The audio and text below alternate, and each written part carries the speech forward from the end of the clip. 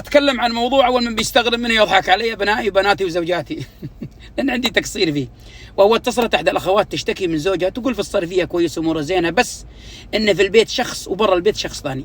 برا البيت هو شخص طيب، أخلاقه زينة، لسانه زينة، ضحوك مزوح وطيب مع أهله مع جيرانه مع زملائه، لكن إذا دخل البيت انقلب إلى شخص ثاني وأصبح شخص متجاهم سريع الغضب كأنه ما يعرف من الكلام الزين ولا كلمة. وهذا خطأ يا إخوان. يقول تعالى: ومن آياته أن خلق لكم من أنفسكم أزواجا لتسكنوا إليها وجعل بينكم مودة ورحمة إن في ذلك الآيات لقوم يتفكرون.